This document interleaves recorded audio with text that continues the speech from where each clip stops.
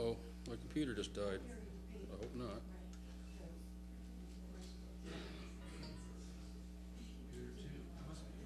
Yeah, that must be mine. Okay, I'm back up again.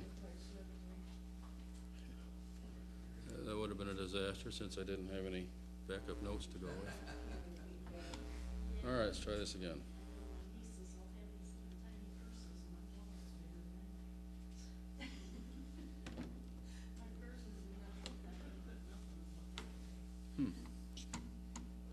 Back out of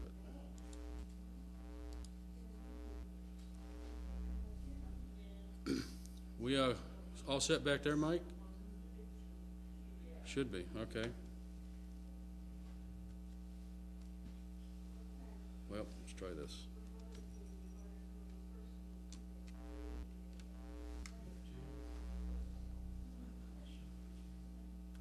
F5.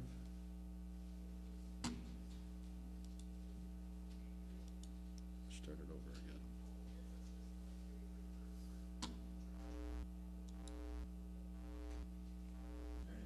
Got it? Great. Okay. Let's go back just one or two slides here. Right there's where we want to be. I was hoping Mike would be here because he had asked me this question last week at the end of class. I know we got at least a couple of visitors here. So just by way of recap, we are studying the history of the church. And our study of the history of the church begins in eternity past because we believe and are confident that the church began as a part of God's plan before the foundation of the world. And we first spent some time looking at, we were supporting this belief by looking at some Old Testament foreshadowings of the church, by looking at various characters of the Old Testament, showing how they foreshadowed different aspects of the church. We looked at the priesthood, we looked at Adam and his wife Eve, and mostly it was the wives of these men of God who gave us some glimpses into what the church was going to be about. And we are at the phase now where Israel, Judah, has been punished and has been taken away into captivity and has spent the last 70 years in Babylonian captivity. And we're looking at this period of time between Judah's captivity and the coming of Christ, and showing how this period of time is setting the stage for the coming of Christ, for the coming of the church, and that all things are in the hands of God, and that nothing happens without his control, and that the Lord even controls the hearts and intentions and desires of Gentile kings to accomplish his purposes, which ultimately is the establishment of the eternal reign of Jesus Christ the Lord. And in that period of time, we're looking at the first advent and the establishment of the church, the growth of the church. We'll look at the history of the church as it progresses through the first, second millennium, and that sort of thing. Now, last week, Mike had asked me a question about the extent of the Persian Empire. We are at that phase. We're just finishing up with Cyrus. Cyrus was the one who God put it in his heart to free the Jews and allow them to return to Jerusalem to rebuild the temple. And he had asked me at that time what the extent of the Persian Empire was. And I got this map. I know that the colors don't show up very well here on the screen, but we see the greatest extent of the empire. And here we go. Now, this sort of a light blue color here, this is the empire that was created by Cyrus. And then he is succeeded by Cambyses, his son. He adds Egypt to the empire. And then we have two individuals. We're going to just briefly touch on them. And they don't appear in Scripture, but we're talking a little bit about them and how they set the stage for the rise of Darius. Thank you.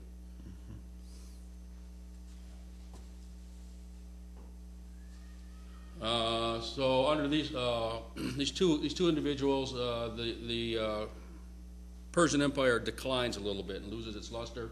Then Darius becomes the fourth king in the line of Persian kings, and he regains really the splendor of the Persian Empire that Cyrus had originally established. And under him, you see that the Persian Empire extends into Greece, Macedonia, and he goes all the way over here into the very frontiers of India.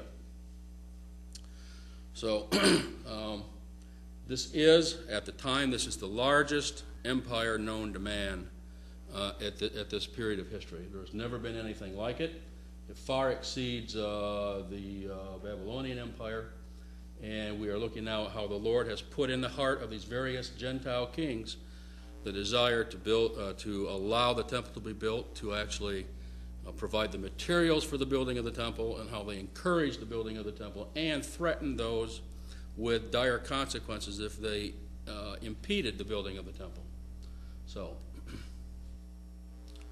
now a couple of verses we're working with here, and this underscores the idea that the Lord, whether they will admit it or not, whether they know it or not, these Gentile kings are serving at the beck and call of the Lord. He's putting it in their hearts to do the things that he wants accomplished in order to prepare the world for the coming of Christ. So Proverbs 21:1, the king's heart is in the hand of the Lord as the rivers of water. He turneth it whithersoever he will. Now we go to Ezra 7:27. This is after the final completion of the temple. Blessed be the Lord God of our fathers, which hath put such a thing as this in the king's heart, to beautify the house of the Lord which is in Jerusalem.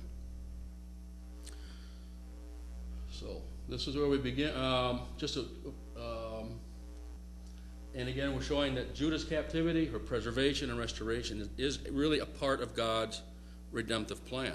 And we see that Zechariah was written during the time that the temple is being rebuilt, and the prophecies of Zechariah foretell the coming future kingdom. And they also provide some messianic prophecies showing how Christ is going to come and be the King of Kings. And so Zechariah's prophecies are written during the reign of Darius I, who we're going to look at this morning. And they are intended to, first of all, encourage repentance. Because there is a period of time when the building of the temple ceases for a while because of opposition from the locals for about 22 years or so. And then Darius authorizes the temple to begin again, and that's under Darius that the temple is finished. So and during this period of time of opposition, the people they don't seem to be as enthused about finishing the house of the Lord. So these prophecies of Jeremiah and Haggai, they're encouraging them again. You're living in your houses, but you're leaving my house unfinished. And so he's really encouraging them to finish what they had started. And then Zechariah's prophecies are then also intended to encourage the Jewish remnant with promises of the future kingdom. So, look at in Zechariah 1, 2, and 3, the Lord hath been sore displeased with your fathers, therefore say thou unto me, thus saith the Lord of hosts, or say thou unto them, thus saith the Lord of hosts, turn ye unto me, saith the Lord of hosts, and I will return unto you, saith the Lord of hosts. And then thus saith the Lord, I am returned unto Zion, and will dwell in the midst of Jerusalem, and Jerusalem shall be called the city of truth, and the mountain of the Lord of hosts, the holy mountain. Now, these are the encouraging prophecies from Zechariah to his people. And then thus saith the Lord of hosts, behold, I will save my people from the east country and from the west country, and I will bring them, and they shall dwell in the midst of Jerusalem. They shall be my people, and I will be their God in truth and righteousness. Zechariah 8:23, thus saith the Lord of hosts, in those days it shall come to pass that 10 men shall take hold out of all languages of the nations, even shall take hold of the skirt of him that is a Jew, saying, we will go with you, for we have heard that God is with you. Zechariah 8:21 and 23, and the inhabitants of one city shall go to another, saying, let us go speedily to pray before the Lord, and to seek the Lord of hosts I will go also. Yea, many people and strong nations shall come to seek the Lord of hosts in Jerusalem, and to pray before the Lord. 12:10, I will pour upon the house of David and upon the inhabitants of Jerusalem the spirit of grace and of supplication. And this is speaking of the Lord now during his first advent. And they shall look upon me whom they have pierced, and they shall mourn for him, as for one mourneth for his only son, and shall be in bitterness for him, and as one that is in bitterness for his firstborn. In that day there shall be a fountain open to the house of David and to the inhabitants of Jerusalem for sin and for uncleanness. I believe, again, looking forward to the sacrifice of Christ on Calvary. And one shall say unto him, what are these wounds in thine hands? And he shall answer, those with which I was wounded in the house of my friends. Awake, O sword, against my shepherd, and against the man that is my fellow, saith the Lord of hosts. Smite the shepherd, and the sheep shall be scattered, and I will turn mine hand upon the little ones again. Again, the messianic prophecy of Christ's mission on earth. And it shall come to pass that everyone that is left of all the nations which came against Jerusalem shall even go up from year to year to worship the King, the Lord of hosts, and to keep the Feast of Tabernacles. So this whole thing, again, this is all part of God's redemptive plan. He's preparing the world for the coming of Christ. First, his first advent, and then when he finally comes to rule as the King of Kings. Now, last week we were talking about Cyrus the Great. We spent a lot of time here. I'm just going to finish him up real quick with a couple of slides. That he was the one, when he became king, one of his early decrees in the first year of his reign was to decree really the liberation of the Jews. He allowed those who wanted to, they were free to leave and go back to Jerusalem and to begin to rebuild the temple. And he also decrees and allows for the rebuilding of the temple. And in the first or second year of his reign, the foundation of the temple are laid. Now, Cyrus the Great dies in 530 BC. Ironically, he led his army in battle against a queen who was leading her army in battle, going against a northern tribe, and he actually dies in this battle. And this is his tomb, which can be visited today. He had fallen into disrepair, but Alexander the Great, when he had taken over the Persian Empire, he made it his mission to repair the tombs and shrines within the empire, and Cyrus's tomb is one of the ones that he rebuilt. So this is the tomb as it was after Alexander the Great had it rebuilt and restored. And it says, and there's an inscription on it, it says something to the effect that I am Cyrus, the creator of the Persian Empire. Do not begrudge me this little piece of earth to cover my bones. So he passes from the scene. Now, as we mentioned last week, the four kings highlighted in yellow are kings who are specifically mentioned in scriptures. And the ones in white do not have any mention. The next king in our parade of kings is Cambyses II. This was Cyrus' son, and he took the throne after he was killed in battle. And it was during his reign that a temporary decline of the empire begins. But during this process, he was still able to expand the Persian Empire by conquering Egypt. He ruled during a period of brief decline. Many cities and provinces, taking advantage of perceived opportunity, began to rebel against the empire. And then this fellow here, Gamada, he pretended to be Cambyses' brother, who had been secretly assassinated, and he took over the Persian throne. And then Cambyses II, he was returning to try to take his throne back. And there are various accounts, depending on whose you read. He either was killed or had an accident or committed suicide. Nobody knows for sure. The records are not clear. So this fellow, Gamada, he takes the throne, but he was not of the royal family, and he was considered by the Persians to be a usurper, and he only ruled for a few months. And he was killed by Darius I, who then took over the empire. So we are now at Darius I, and by my reckoning, I count the name Darius appearing in scriptures 24 times. So he figures prominently in the Old Testament scriptures in these books, Ezra, Nehemiah, Daniel, Haggai, and Zechariah. So we'll go through some of these references. Ezra 4:5, and hired counselors against them to frustrate their purpose all the days of Cyrus, king of Persia, even until the reign of Darius, king of Persia. They ceased the work of the house of God, which is at Jerusalem, so it ceased unto the second year of the reign of Darius, king of Persia. But the eye of their God was upon the elders of the Jews, that they could not cause them to cease, till the matter came to Darius, and then they returned to answer by letter concerning this matter.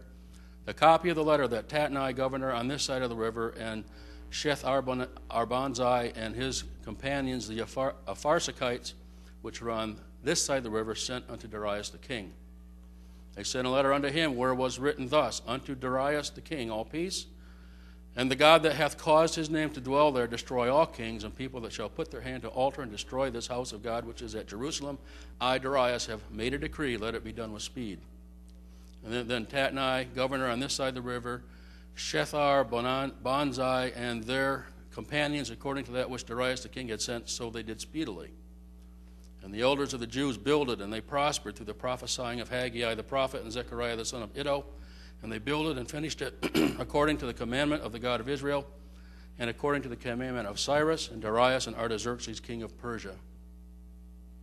And this house was finished on the 3rd day of the month Adar, which is the 6th year of the reign of Darius the king. The Levites in the days of Eliashib, Joiada, Johanan, and Jaddua were recorded chief of the fathers, also the priests, to the reign of Darius the Persian. And in Daniel we have 533, and Darius the Median took the kingdom, being about 62 years old. And it pleased Darius to set over the kingdom 120 princes, which should be over the whole kingdom. These presidents and princes assembled together to the king and said thus unto him, King Darius, live forever. Wherefore King Darius signed the writing and the decree. Then King Darius wrote unto all people, nations, and languages that dwell in all the earth, peace be multiplied unto you. So this Daniel prospered in the reign of Darius and in the reign of Cyrus the Persian. And in the 1st year of Darius, the son of Ahasuerus, the seed of the Medes, which was made king over the realm of the Chaldeans. Also I, in the 1st year of Darius the Mede, even I stood to confirm and to strengthen him. Then Haggai, in the 2nd year of Darius the king, in the 6th month, in the 1st year, or in the 1st day of the month, came the word of the word of the Lord by Haggai the prophet unto Zerubbabel, the son of Shealtiel, governor of Judah, to Joshua the son of Josedek the high priest, saying, In the 24th day of the 6th month, in the 2nd year of Darius the king, and in the 24th day of the 9th month, in the 2nd year of Darius the king, came the word of the Lord Haggai by the prophet, saying. Then in Zechariah we see several references again. In the 8th month, in the 2nd year of Darius, came the word of the Lord unto Zechariah the son of Berechiah, the son of Iddo the prophet, saying, And upon the 24th day of the 11th month, which is in the month Sebat, in the 2nd year of Darius, came the word of the Lord unto Zechariah the son of Berechiah, the son of Iddo the prophet, saying, And it came to pass in the 4th year of King Darius that the word of the Lord came unto Zechariah in the 4th day of the 9th month, even Chislew. So, we have there is a question here as to whether or not are Darius the first and Darius the Mede mentioned in Daniel, are they the same person? And the old that old TV program that used to be on, What's My Line? At the end of it, they would say, "Will the real so and so please stand up?" So we want to know, are these the same guy? Which one is Darius the first the same as Darius the Mede? So, from what I can gather, we will go over some of the evidence for and against. First of all, we know from Daniel that Darius the Mede, he was 62 years of age when he took Babylon in 539 BC. Cyrus himself did not triumphantly enter Babylon until about 2 weeks had passed after Darius had taken Babylon. So we know that Cyrus and Darius are not the same person. And Darius, again, as we looked at, is mentioned in Daniel chapters 6 through 11 numerous times. Archaeological discoveries have identified a guy by the name of Gobryas, who they believe was the one who conquered Babylon, and it is possible that Gobryas and Darius the Mede are the same person. Herodotus also references the same guy as being the one who took Babylon. He says that this individual, Gobryas, died approximately 1 week after winning the city. But what we see here, we see two different distinctions of these men. Darius the Mede is specifically indicated as the ruler over the kingdom of the Chaldeans, which is Babylon and the environs around Babylon. Cyrus is identified as the king of the Persians. So we have this Darius the Mede as king of the Chaldeans, and Cyrus, at the same time, apparently, is identified as the king of the Persians. Now, we know that Cyrus, he was a benevolent, relatively benevolent, compassionate ruler, and if a city or a territory surrendered to his authority, he ruled them with compassion and humaneness, and he would, more often than not, allow the ruling king at the time to remain in power. So he would set up his kingdom with a series of lesser kings throughout his empire who all were subservient to him, and as long as they paid their taxes, didn't cause any trouble, he would allow them to govern their local area according to the customs of their region. So it appears that this Darius the Mede was probably installed by Cyrus as the a local regional ruler of Babylon after Babylon had been taken. So it's not inconsistent for this Darius to be referred to as king of the Chaldeans, because he is the local king of Babylon and the surrounding area, while Cyrus is the great king of kings, as he often refers to himself. The Jewish Talmud describes Darius the Mede as both the uncle and the father-in-law of Cyrus the Great. And there is an archaeological record that has been found that indicates that Cyrus did plan to bring his uncle, his father-in-law, into Babylon to allow him residence in one of the palaces there. So it seems that this is who this individual is. Now also the name Darius may also be a kingly designation to the Persians, as Caesar would have been to the Romans. Many of the rulers of Rome bore the name Caesar in their name in one form or another: Julius Caesar, Caesar Augustus, and so forth. So Darius also is used many times to identify at least three Persian kings. So this may indicate that this Darius was the king because he was the king of the local area. Now it appears probable to me that Darius the Mede and Darius the Great are not the same person. However, there still remains a remote possibility that they may be. Now, when Darius took Babylon, he was 62 years of age. If this is the same guy, when he ascended the throne of Persia, he would have been 80. And then when he died, he would have been 115 years old, which is not beyond the realm of possibility, because we still have people in our day, occasionally, who make it to 115 years of age and beyond. And we have to remember here that there are some 2,500 years closer to the time of Noah, where longevity of life was still very, very possible. And one of the things that makes it difficult to identify all of these kings is that depending on the sources you read, whether you're reading the Hebrew or you're reading a Greek account or a Persian account, they're all identified by a variety of different names. The Hebrews refer to Ahasuerus, he's the king of Persia, as Ahasuerus, but the Greeks refer to him as Xerxes. And there is archaeological evidence to confirm that Xerxes and Ahasuerus are the same individual. But there often is insufficient archaeological evidence to sort out many of these people by name as to who's who. And so when a person is being referred to in the Bible by one name, there's not enough evidence yet to identify with certainty who some of these rulers are, according to the extra-biblical accounts of history. So as I mentioned, Darius 62, he would have been 80 when he took the kingdom. Darius the First ruled for 35 years, and when he died, he would have been 115 years of age if Darius the Mede and Darius the First are the same person. So I can't dogmatically say that they're two separate people, because it is remotely possible here that this could have been him. So let's look at Darius the Great and his biography. First of all, he took the throne in 523 or 522 BC after killing this Gamada fella, and he took the kingdom from him. He spent the first years of his reign trying to quell revolts in Babylon, Media, and Persia.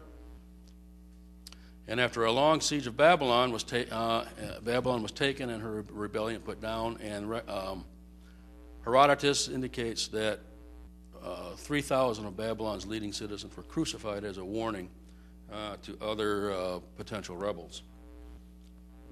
Now he liked to fancy himself as being another Cyrus, and it was his intention to rule in the same sort of a humane way as Cyrus, in spite of what he did here. Now it's interesting when you put this against his decree in Ezra 6. What is it here? In Ezra 6, we see that a search has been made in the records to confirm whether or not Cyrus had decreed the restoration of the Jewish temple. They find this record, and then Darius confirms it.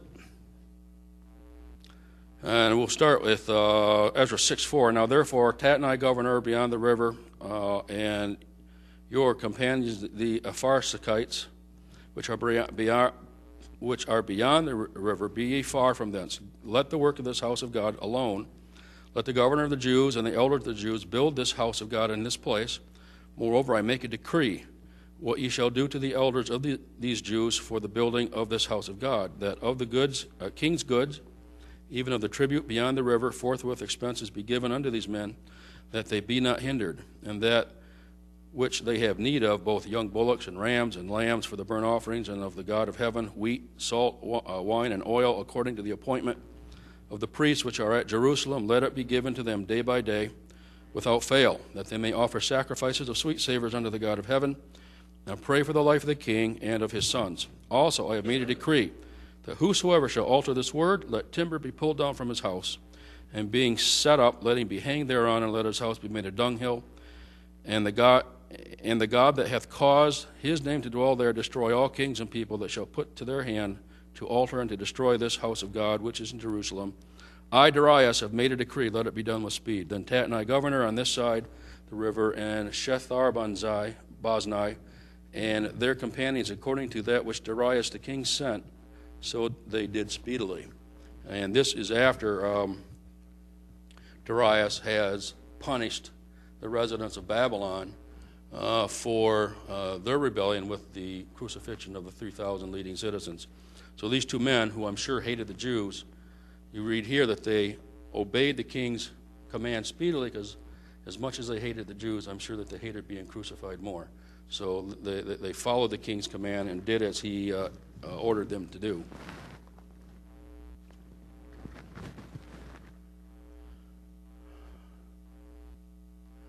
By 519, he had subdued all of his rebellions, and he was able to begin the expansion of his empire. And he set about to efficiently administer and reorganize the empire. Under Cyrus, he had divided the empire into 120 districts called satrapies, and he put individual governors to rule each one. Darius streamlined this and reduced it from 120 down to 20. He appointed royal governors to carry out his commands.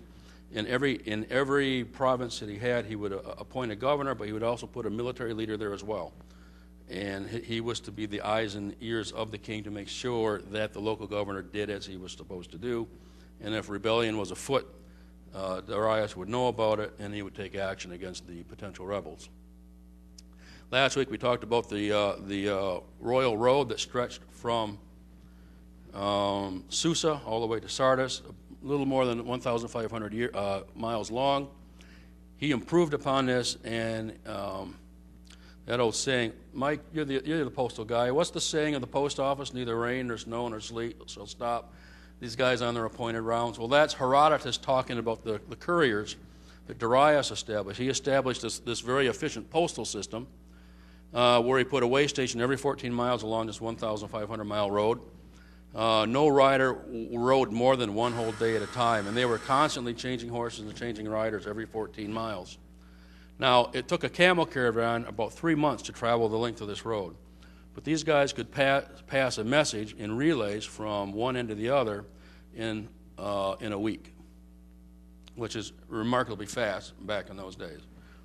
Now, Darius, he promoted commerce. He was very interested in having a strong economy and being able to support his people so that they would be less likely to rebel from, rebellions occur during periods of economic depression in many cases. He promoted commerce by introducing gold and silver coinage. He was religiously tolerant. He, like Cyrus, would participate in the religious observances of the various people in his kingdom. He would be publicly seen doing so he would identify with these local deities in order to win the support and admiration of his people. He also built the forerunner of the Suez Canal. I did not know this until I started looking into this. He connected the Red Sea and the Nile River with a canal so that they would have commerce straight from the Persian Gulf and into the Mediterranean. And he reaffirmed the decree of Cyrus by allowing for the rebuilding of the temple. This really is his legacy. He allowed for the rebuilding of the temple, and he gave the people rebuilding the temple what they needed in order to complete it. And from the time he reauthorized the building of the temple until the time it was completed, it was only a period of 4 years. So the temple was finished with Darius' blessing in the 6th year of his reign. Just to map this out on a timeline, we have Cyrus taking Babylon and releasing the Jews. The first installment of Jews going back to Israel is about just slightly under 50,000. And then the foundations of the temple are laid shortly thereafter. Opposition from locals caused the building of the temple to cease for about 22 years. Cambyses becomes king for a period of time, then this Gomata fellow takes the throne just for a few months, and Darius becomes the king. He authorizes the resumption of the temple construction in the 2nd year of his reign. The temple is completed in the 6th year of his reign. Then we'll have Darius dying 486, and then Ahasuerus or Xerxes becomes king in 486, and we will study them in 2 or 3 weeks. We're going to spend some time looking at the book of Esther, because this is where Ahasuerus is prominent. And then Artaxerxes is king in 464 BC, and according to Ezra, it's during the time of Artaxerxes that he goes to Jerusalem. Finally, I will leave with this. During the reign of Darius, we have been working from the prophecies in Daniel as they prophesy these progressive Gentile kingdoms. The kingdom that's going to follow the Persian kingdom is the Grecian kingdom, and Alexander the Great is going to bring down Persia in a very short period of time.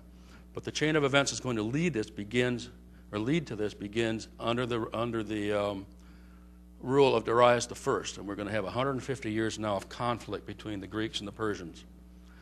And the Greeks were very commerce-oriented, and by this time they had colonized, and I didn't realize this either until I did the research, that they had established colonies all over the Mediterranean basin. So many of these cities around here are Greek in origin. They have affinity to their mother country. They are the Hellenization of the area really begins long before Alexander comes along. And we see here in the New Testament, these cities here are all Greek. And this really provides the basis for the conflict between the Persians and the Greeks. The Greeks, after a while, they don't like being under the dictatorial control of the Persians. They're more democratically minded, and this is the siege for their rebellion. The Ionian Revolt. This is these Greek cities in Asia Minor attempt to regain their independence from Persia, and Darius is forced to put it down. This area here, the Ionian, these little cities right here on the edge of Asia Minor are all Greek, and they're rebelling against Persia. And the Ionians call on help from their mother country, Athens. Athens sends troops to aid the rebellion, and they attack and burn the regional capital, Sardis, to the ground. And in so doing, they burn one of the temples of one of the local goddesses. And Darius is going to use this as a pretext for taking revenge on the Greek city-states, especially Athens. And so, let's see, he sends a fleet with troops, and then we set the stage for one of the most important battles in ancient history, the Battle of Marathon. When we get back next, I got a little video that kind of gives the history and the background of this particular battle and how it affected relations between the Greeks and the Persians, and how it works to set the stage for Alexander, the Hellenization of the world, and at the culmination of these events, because of them, we have the original Bible in Greek rather than Persian. And so this really is what begins that process. So I'm going to stop there. Are there any questions or comments on what we've looked at so far? I know I've gone fast. I know I always talk fast, but all right.